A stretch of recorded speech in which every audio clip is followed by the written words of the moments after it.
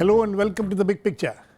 The Information and Broadcasting Ministry has ordered a blackout of the Hindi TV news channel NDTV India from the midnight of November 9 till the midnight of November 10th.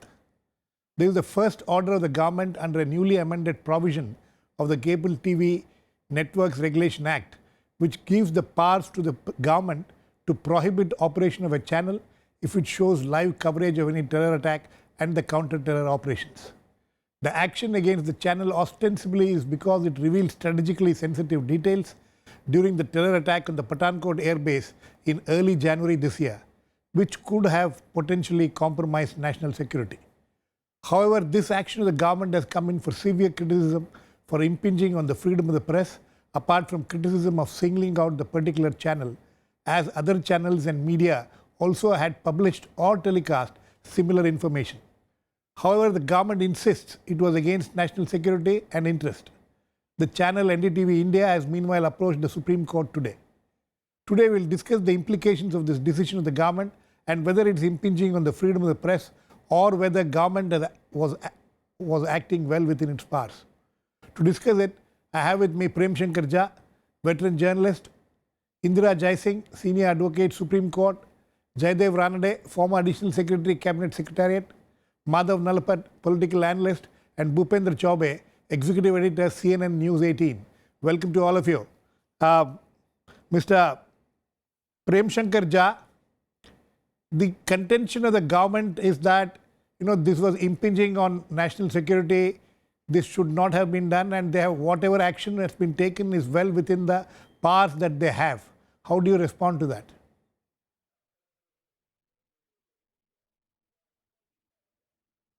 First question, there are two questions here. One, Yes. who decides national security? Was there a transparent system for deciding that there was a threat to national security?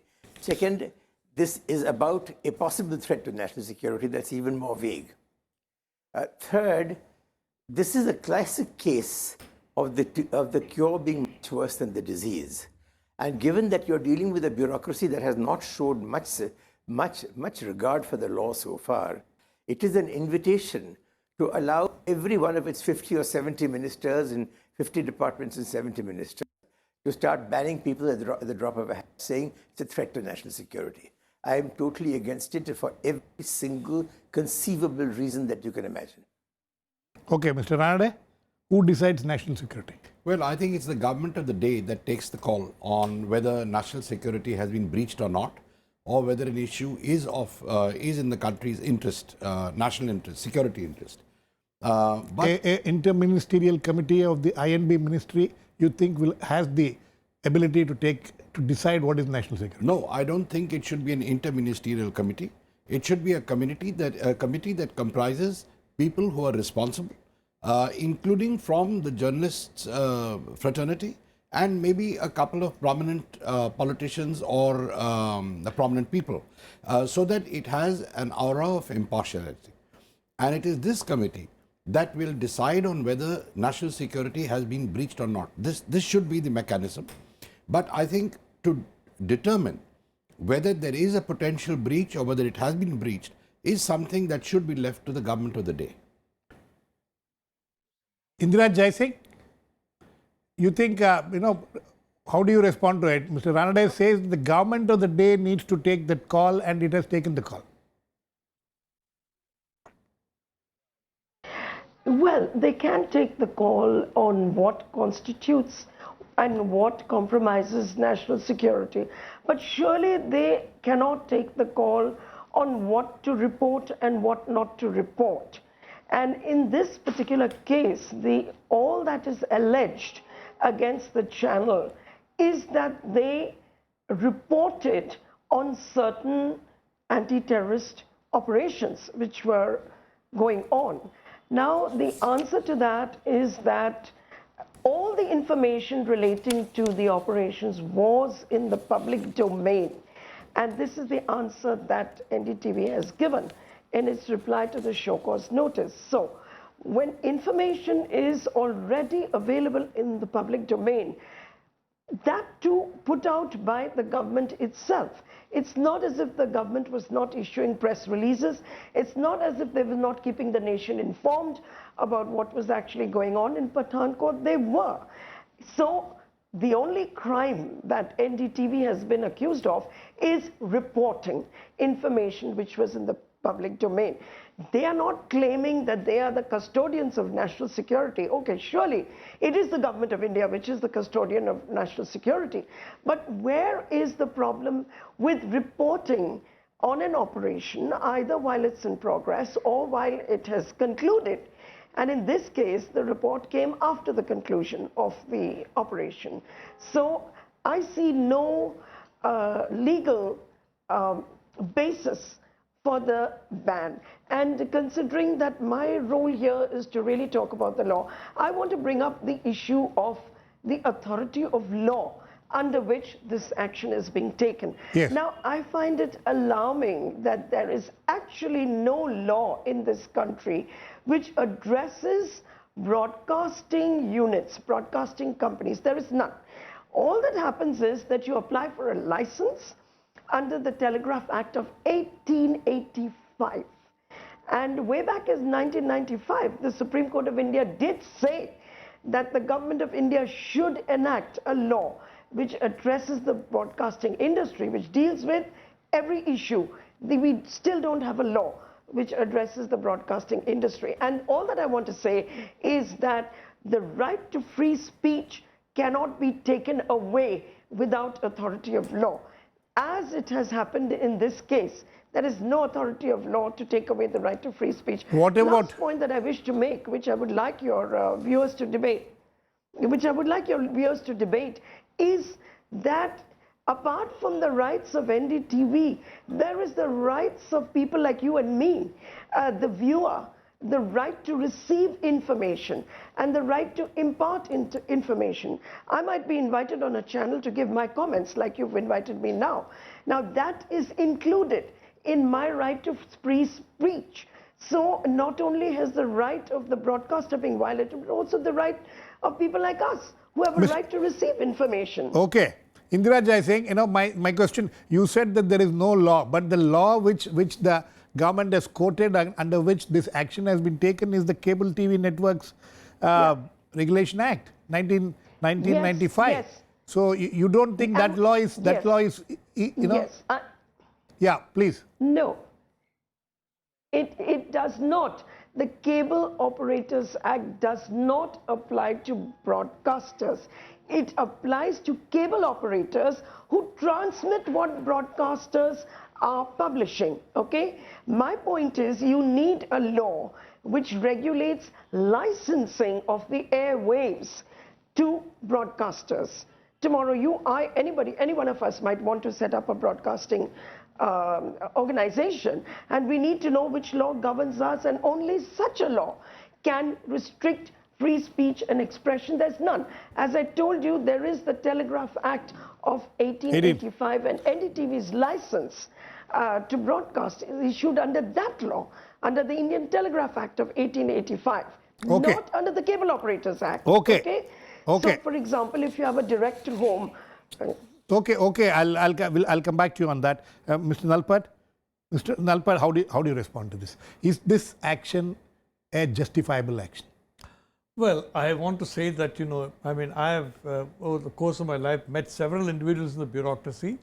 And one thing about the Indian bureaucracy is they regard themselves as a continuation of the British bureaucracy in India before 1947. And they would be happiest if there's only one television channel in the country, that is Doordarshan. Now, Doordarshan is a wonderful channel doing wonderful work. And they would be happiest if this wonderful channel were the only channel around, as was the case for several decades. See, the point is, basically we are looking at a situation in which officers are protecting themselves. And how are they protecting themselves? By kind of preventing coverage and by setting a very high bar, so that there'll be a lot more fear and a lot more, a high bar in the sense of high bar of giving any news, so that the people will feel nervous and people will look over their shoulder. Now, in my view, very frankly, this NDTV, what happened here, I mean, what happened? Where was the national security issue? Where is the practical effect of this particular broadcast? I mean, where is our security damaged? I don't believe that I can see any evidence of our security being damaged. And lastly, I want to say about Mrs. Indira Jaising, she's a very, very powerful advocate of legal rights, is not only the Telegraph Act 1885, the entire administrative system in India is not only 1885 but even 1785. Okay. Bhupen, as somebody who has to face these kind of situations, somebody who has faced these kind of situations, where do you think that the government's action is a problem, or you think that there is a problem at all? You think that the television channels need to be a little more careful than what they are sometimes? Well, firstly, I must compliment you, Girish, that on Rajya Sabha television, which is being in a sense sponsored by taxpayers of this country, you are choosing to do this program on Rajya Sabha television itself shows that maybe there is democracy and there is freedom of press and freedom of speech, which certainly exists in our country. Now, having said that, I do hope that now that you're carrying out this program, I do hope that you're not reprimanded by the powers that be for daring to question a move which has been made by the government, which ostensibly compromises national security. That aside, I fundamentally disagree with this concept of ban against a television media house.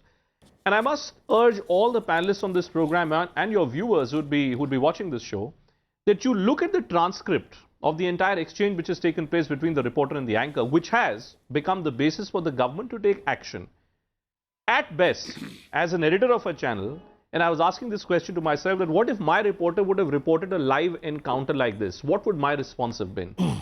I think that maybe there are instances which could have been avoided, which perhaps were at the level of a reporter's discretion who's reporting a live encounter. Maybe I would have urged the reporter to be a little more cautious. But does it in any ways impinge national security? I'm afraid not. On what grounds is the government of the day, the INB minister, the BJP president now telling us that this is equal to dissenting against the state?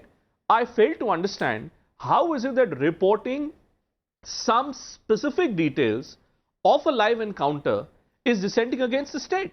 I think what is really happening is that the concept of who will define nationalism, who will define the idea of a nation state, and who will define to what extent should you have the right to dissent is all being appropriated by one individual, and that happens to be the government. If you have a scenario where the judge, jury, executioner, referee, every role is going to be played by the establishment of the day, how do you expect democracy? How do you expect freedom of speech? How do you expect a fair trial, I say, Girish? Okay. There are a few more things which I would like you to address, but I'll come back to you later. Mr. Prem Shankar Jha,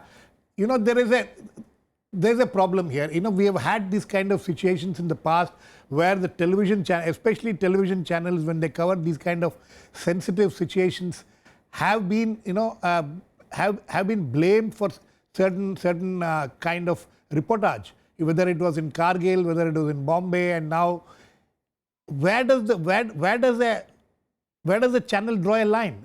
We have to also consider the fact that this can become a problem when we are covering a live terror situation.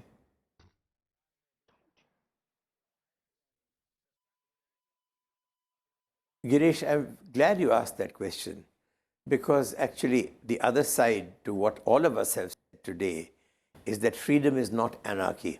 Exactly. Freedom, there are situations, and I think the media are preeminently one of them, where freedom cannot and must not be imposed from outside. But all the more reason why we have a right to demand that the media in particular impose freedom, constraints and discipline from within. I'm not seeing that. In fact, what is really rather sad about this whole thing is that a program like Arnab Goswami is perfectly fine with the Prime Minister of our country, but NDTV, which is probably the most balanced and rational and most interested in the country as a whole instead of the latest hot selling debate, that is the channel that they have picked out for something that happened a year ago. I think this is pure vindictiveness. I do not know who's cut up whom, who has upset whom, and also I do not know to what extent this is a sort of an attack on the English pseudo-secular intelligentsia of this country, which clearly likes NDTV it's a more than Hindi any channel, other sir. channel. But I mean, what the game being played here has very little to do with either national security or even freedom of the press. Okay. It has to do with petty concerns of a petty government. Okay. Mr. Ranade, the problem here... Can I just add one thing, Girish? Yes, Can yes, I just quickly Bhupen. just come in for a moment? Yes, Bhupen. Girish, just one point. While you are, just in response to what Prem Shankar ji was pointing out, do bear in mind that in this context of NDTV compromising national security, and I am no spokesperson for NDTV, I have actually been critical of the fact that NDTV chose to pull off an interview that they had done with Chidambaram just a couple of weeks back because they thought that airing that interview was compromising national security. Now you tell me on one hand you have a channel which pulls off an interview which according to me is completely devoid of all ethics, all editorial morality. Then 2 weeks later finds itself on the other foot and is being accused of compromising national security. Yeah. I mean, please explain to me who has violated this national security at what time? It's all good point you have made there, Bhupen. Mr. Ranade, the problem lies in the fact that this was not the only channel which was saying all these things. Different, if you go by there are enough evidences now about, what different channels said about that the same day or previous day or 2 days before that. It was published in all the newspapers, the major newspapers like Times of India, the Indian Express, the Tribune, they all had published almost similar kind of information. When you have such kind of a situation, how do you pull up a particular channel and say that you're breaching national security? I think actually what has happened is also a reason for us to introspect. In the sense, why haven't guidelines been actually laid down for all the channels, informing them what should and should not be done at the time of a terrorist attack or counter-terrorist operation? I mean, surely the security authorities should be able to sanitize the area and prevent the journalist, whose job it is to ferret out the truth, from going to areas where either his life is in danger or where the operations will be jeopardized. That is the first thing. Second is, I think, when such an incident happens and action is decided, it is decided that action needs to be taken. Firstly, it should be taken quickly. Secondly, it should be taken transparently. I mean, they should list out the points where the channel or the journalist went wrong. And, getting them to not air their programs at all for a day may be a serious step. There are other steps that can be also taken, but that's not the point that I'm trying to make. What I'm saying is that a structure has to be prepared well in time for the channels to really... I think you have a good... Bhupen, are there any guidelines for you guys how to cover this kind of a situation? Well, I must point out that when the Mumbai terror strikes happened, I have no embarrassment in admitting that television media in particular did not cover itself with great glory. I think there were several lapses which had been committed when the Mumbai terror strikes had happened in 2008. This time around, when the Pathankot strikes were happening or the subsequent Uri strikes have been going on, please understand that reportage is done on the basis of information which is provided by the government. Right. And that's why I was urging all your panelists and your viewers today on the program to go through the transcript of this Pathankot incident itself. Yes. Every word that has been spoken by the reporter is word which has been corroborated by senior military officers subsequently. Absolutely. Should you then be reprimanding those senior military officers as well? This is nothing else but a game of clear-cut identification of a target and getting after the target. Okay. Mr. Nalapat? No, These guidelines, is that where the problem lies? Or, I just want to, what Bhupen said, I just want to read three lines of what the Air Officer Commanding J.S. Dhuman, he was addressing a press conference before this NDTV India reporter is supposed to have said something which is against national security. What did this Dhuman say? He said the operation is still on, and as I have told you, this is quite a big air base, and other than strategic assets, there are families here, there is a school here, it's like a mini city, and one of the reasons why the ban has been imposed on NDTV is because the reporter is supposed to have spoken about schools and and families living there, and so it could have jeopardized their lives. This is the Air Force officer himself is saying that in a press conference aired live. The other person, Brigadier Anupinder Singh, similarly, these terrorists came well prepared. Could it be Could it be aim of targeting strategic assets which include aircrafts and helicopters located in the vital Pathankot airbase? Again, the charge against NDTV India is that they, when the reporter mentioned about aircrafts and helicopters and all being there, what else will be there in an airbase? That's the question. The third is Brigadier Anupinder Singh. Again, he says the terrorists were holed up in a double-storied building which was the living accommodation of the Air Force personnel, and currently the operations are in progress to clear this building from terrorists. Again, the charge against the NDTV India was that he gave up the location of the terrorists. All this has been said by the spokesperson of the Air Force itself. See, I simply want to say very clearly that, look, you sanitize a zone, it's one thing. But if you don't sanitize a zone, you really can't blame the media for your own mistakes. There were certainly lapses in national security at Pathankot and subsequently at Uri. Now, I'm not entirely sure that this particular news channel was responsible for the security of the airbase. If that is the case, of course, this action is perfectly justified. But I'm not sure about that. I mean, Jayadev may probably, want to correct me.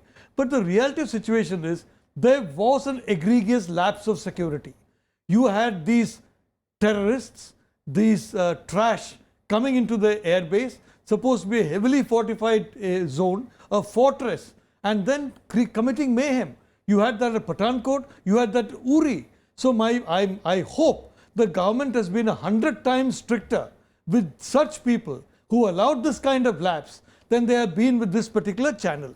Now, regarding the law, I am frankly very nervous about allowing officials to interpret any law, because I find many of the laws are such that with my rudimentary knowledge, for example, of English, it's very difficult for me to understand what the law means.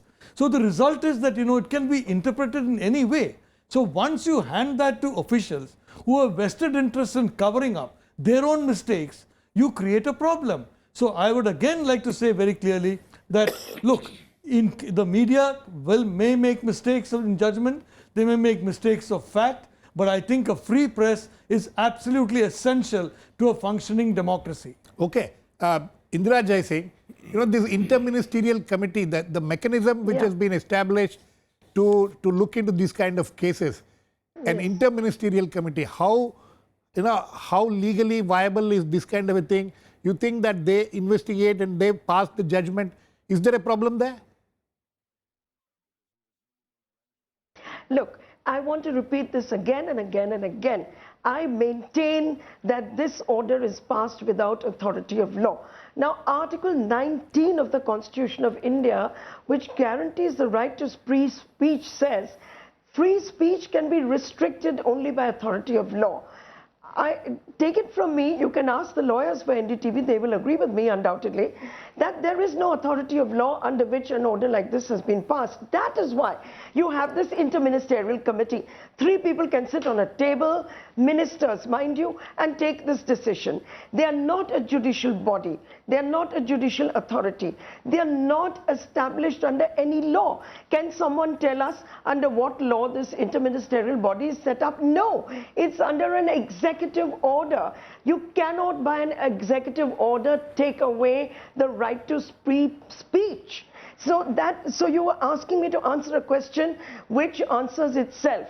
Okay. But I would like to say that your previous speakers have hit the nail. Please allow me. Your previous speakers seem to have hit the nail on the head, because what I think is sought to be achieved by this ban is the exposure of the security lapses. And I come back to the issue, my right to know, citizens' right to know what happened. We need to know why national security was compromised. And these reports do help us to make up our own mind as to why national security was compromised. What you need to put on the table also for your viewers is the fact that national security has been attacked for many, many years. This is not the first time.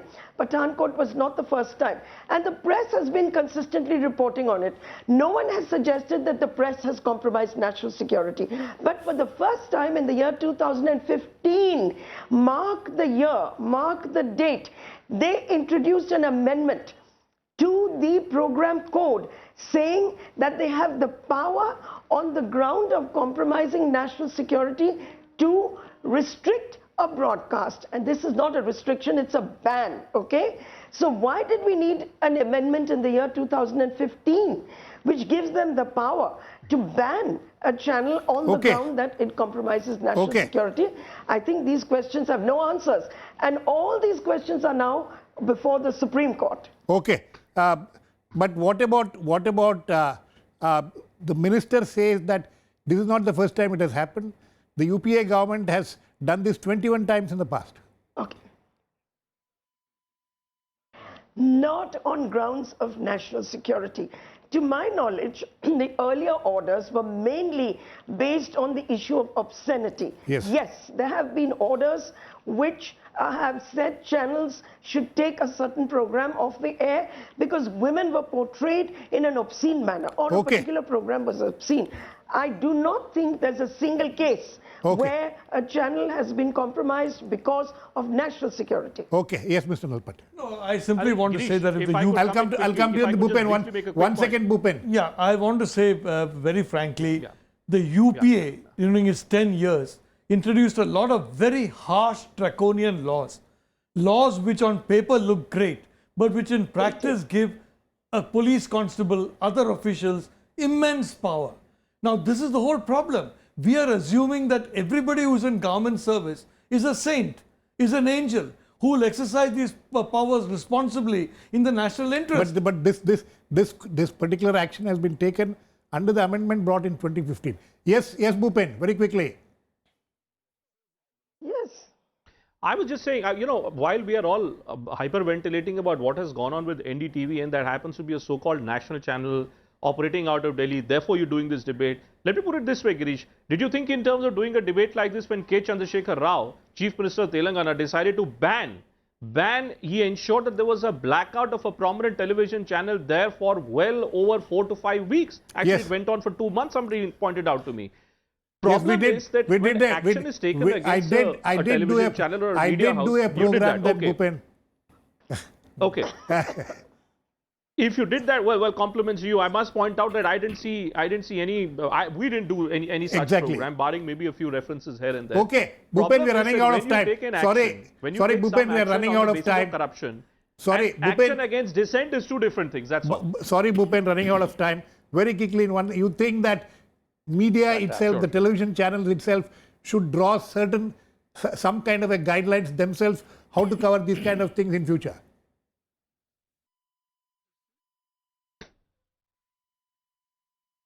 Bhupen. Yeah, that's questions to me. Sorry, if you could repeat your question, Girish. I thought it was... No, do you think that the television channels itself should draw some guidelines to cover these kind of situations in future? I do believe that you need to sensitize television channels. I'm absolutely clear. There were guidelines which were issued after Mumbai. I can tell you, even when the Pathankot strikes had happened, there is a full report. There is almost a 150-page report which is lying on the table of the defense minister, which was prepared by a former vice army chief. And that report delves very, very specifically into issues, how to handle the media, how to disseminate the process of information. But if the government, if the establishment believes that the right to question the government itself is anti-national, that's where my problem is. Okay, I think on that note, sorry, we completely run out of time. On that note, we'll end. We'll wait and watch how this whole issue will progress. Now that the NDTV India has gone to the Supreme Court, the Supreme Court will have to look into this matter. Thanks to all my guests. Please keep watching. We'll come back with another issue, the big picture, same time tomorrow.